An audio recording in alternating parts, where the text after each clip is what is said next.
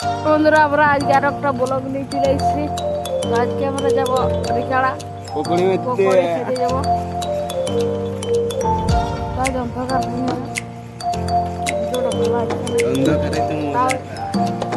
তাও ছাড়বো ব্লগটা।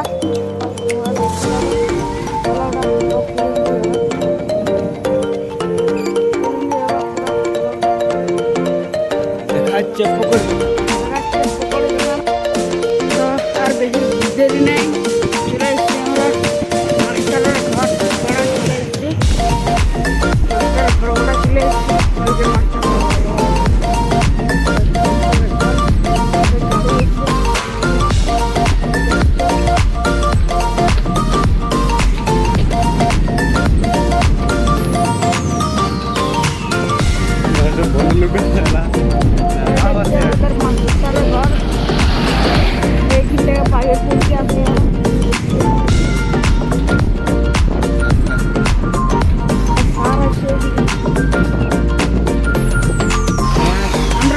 রিকাড়ার মোড়ে ঢুকে গেছি।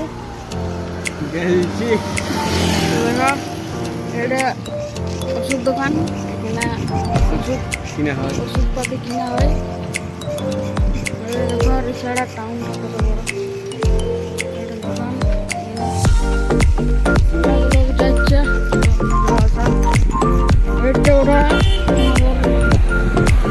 দোস্তের ঘর বলে যে দোস্তের ঘর।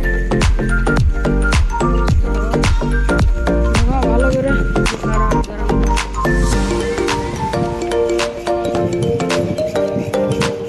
এদের আছে মেলা বড় মোড় দেখে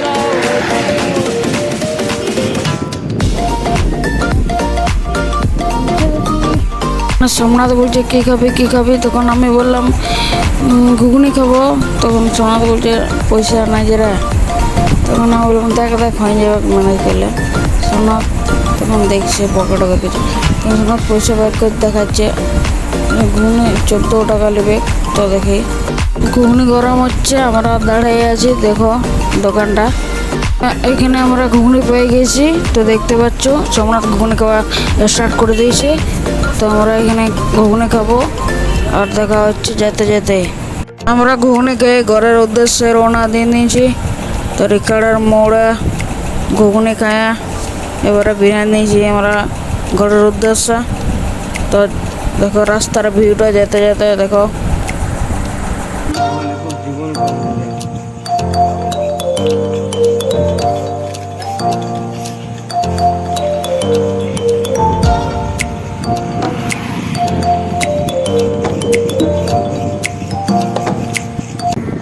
আজকের ব্লগটা আমরা এখানে শেষ করছি।